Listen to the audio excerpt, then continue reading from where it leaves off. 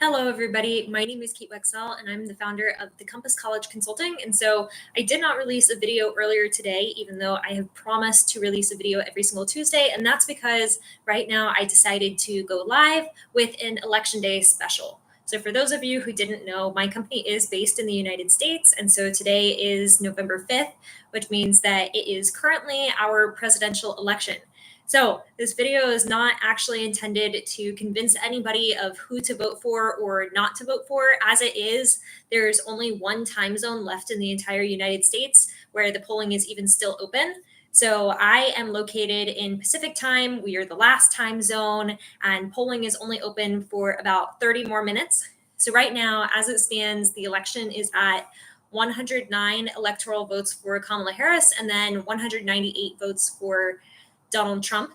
And we do still have the entire West Coast to factor in.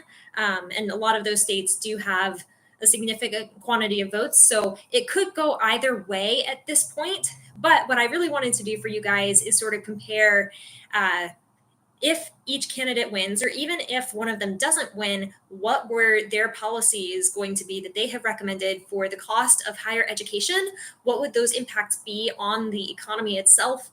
And then even if somebody is not elected, we can still learn from that and think about which policies do we want to actually have implemented in the future.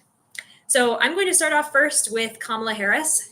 As we know, the Biden campaign really played very hard off of the idea of student debt forgiveness. And so that was a huge facet of their campaign, both in 2020 and in 2024. So during the actual Biden administration, he and Kamala Harris, they created the SAVE plan. And so the idea of that was that they were limiting people's payments to about 5% of their discretionary income per month. So what that means is that the income that somebody makes after they've graduated college and after their grace period has gone by, whatever their total income is after taxes, their payments cannot exceed more than 5% of that.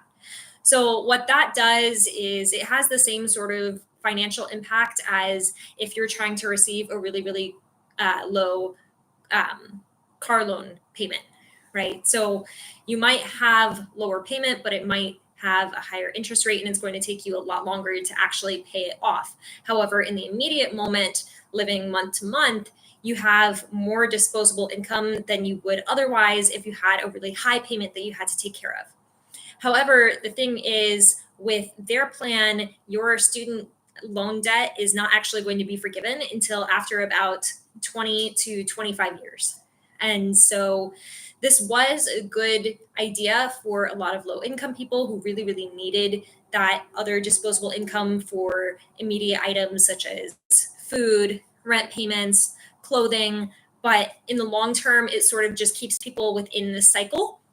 The other thing that they did is Kamala Harris has created proposals to increase Pell Grants. So for those of you who aren't familiar with Pell Grants, that is a specific grant. So it's not a loan, but pretty much if a US citizen fills out the FAFSA form to apply for federal financial aid, people within a certain income bracket, usually those below the poverty line, can qualify for a Pell Grant. And so that will pay for usually most, if not all, of somebody's tuition in college.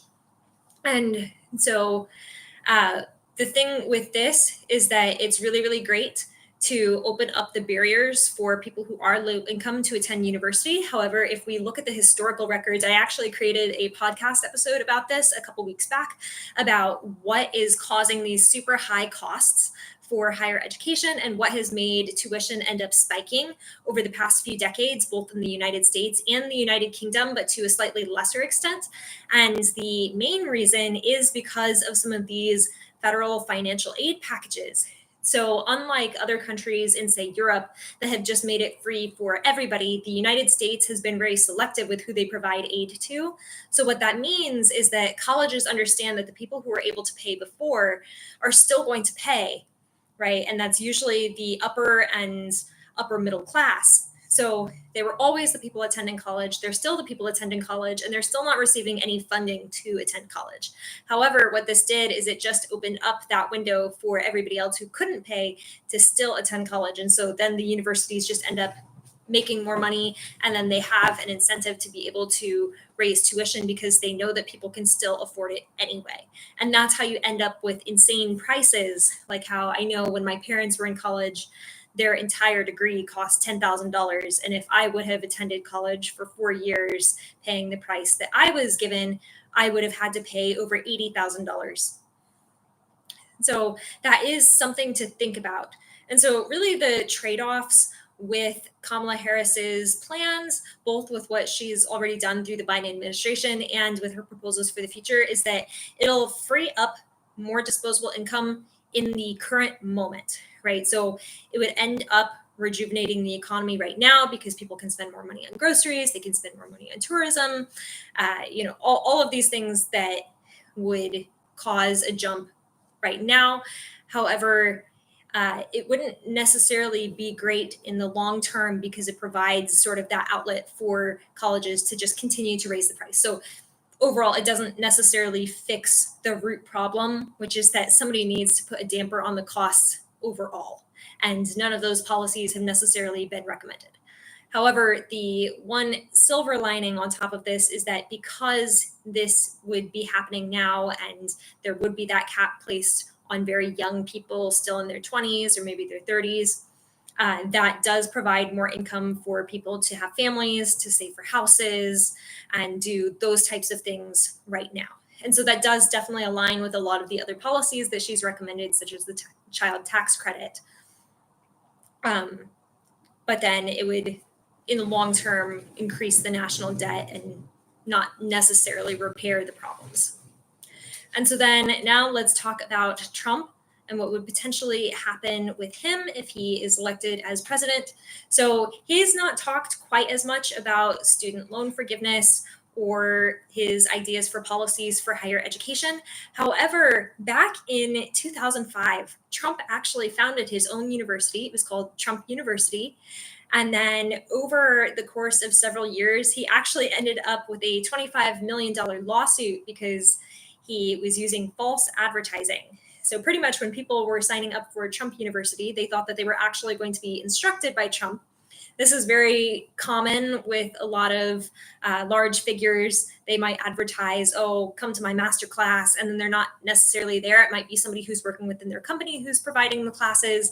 But I guess that he was advertising this in a way where people thought that they were getting an education from him. So it's kind of like the difference between you telling a recruiter or an employer that you received your degree from Harvard University when actually you received it from the Harvard Extension School. And so I don't know if Trump University still exists anymore, but Trump did sort of dabble in higher education.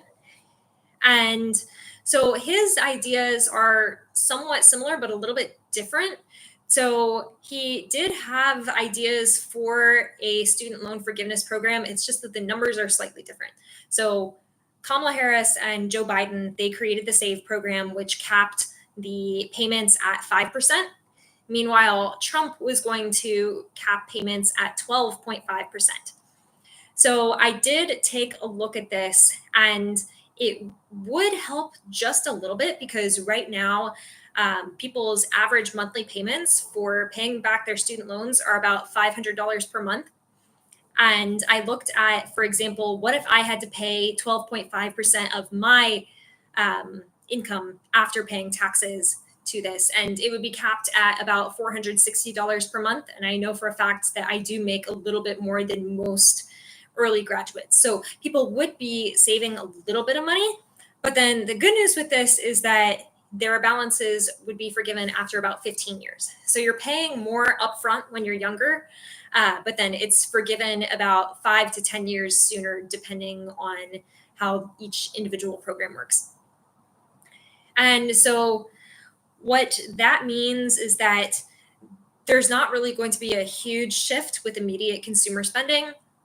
So you would still have that same impact where you might not necessarily be able to save as much for a house or, to pay for children. And you're still paying in both scenarios, you're still paying your student loans for a very long time when you are still young and wanting to create a family.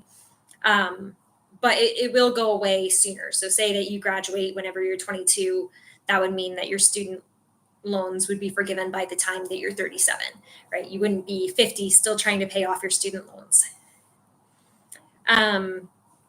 And then the other thing that he has recommended is that he would want to eliminate the Department of Education's control over student loans. And so that is a tricky debate. Pretty much what they do right now is they place regulations on different entities that are offering student loans. So most people, they're not going to be receiving enough federal loans to actually be able to pay for their entire education. They might receive, somewhere between $2,500 and $7,500 each school year in federal loans. And so those will usually have a lower interest rate. However, there are going to be a lot of different private entities that still offer student loans, such as Sallie Mae, for example. And so the Department of Education is able to make sure that there are not companies that are preying on people, especially since these are a lot of very, very young people taking out these loans who don't necessarily know what they're getting themselves into.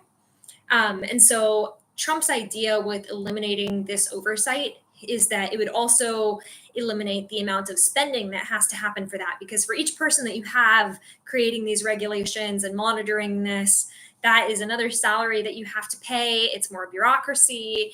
And he wants to, sort of condense who is controlling all of this.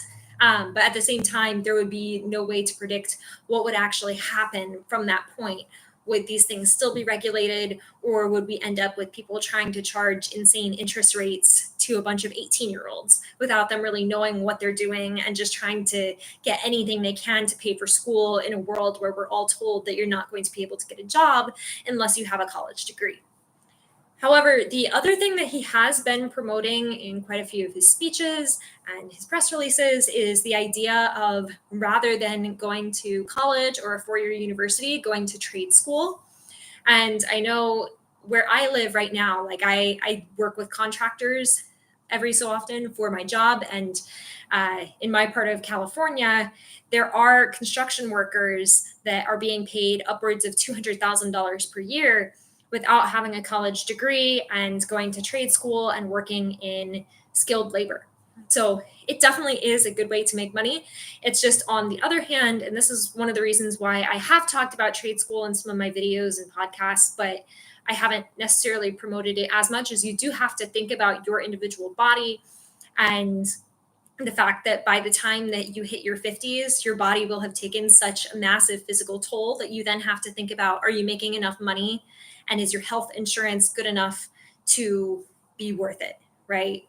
Would you rather spend 60 years in an office, but still have your health and be fit and have your bones be strong by the time that you're 90? Or would you rather make really good money and not have that debt early on in your life, but then by 50, have your body be falling apart? And so that's just something that none of us can necessarily anticipate. And especially in a country where healthcare is not free, where it's rather expensive for everybody, and where the level of health insurance that people are provided varies so much across different companies, that's just something that people have to individually consider. And you can't necessarily just push everybody one way or the other, saying either college or trade school, and those are your only two options. And then the last thing, and this is actually probably my favorite policy proposal out of both of them, is Trump has briefly mentioned, he's provided no additional details, but he did briefly mention that we should create the America Academy, which would be not necessarily free, but very low cost online education. And so this, in my opinion, is the solution. So there are actually entities already out there. So Coursera has partnered up with quite a few different universities to actually allow people to take accredited online classes. There are also websites like Sailor Academy. And this is actually a big space within the ed tech industry, is partnering up with colleges and universities to offer online programs. And I know with Sailor, for example, all of the courses on there are actually free, right? So this would probably help out the most. because you have the flexibility to be able to live somewhere that is a lower cost of living. You have the flexibility to be taking classes without paying anything and getting into debt. You have the flexibility to not have to live on expensive campus housing, to not have to pay expensive campus dining. You can be a mother, you can be a veteran, you can be taking care of your family, and it makes college so much more accessible. And it doesn't even necessarily just have to be online school that's free, but in my personal opinion, if it were up to me and if I were one of the candidates running, I would strongly be pushing for the model that Finland and Norway have adopted, and a little bit of Sweden, where in all of these Scandinavian countries, college in general is just free. And so nobody who's a young person has to worry about not being able to either pursue their interests and their academic passions, or about after graduating not being able to pursue having a family, buying a home, going on trips and enjoying life. You don't have to worry about any of that starting from this young age, whenever you do still have your health and your mind. All right. So thank you for joining me today for this Election Day special, and I hope that I've given you something to consider. I have podcast episodes coming out every single Monday on Spotify. It is called Debt Free Degrees, and I have YouTube videos coming out every single Tuesday, and you can follow me online at thecompass.online. Goodbye.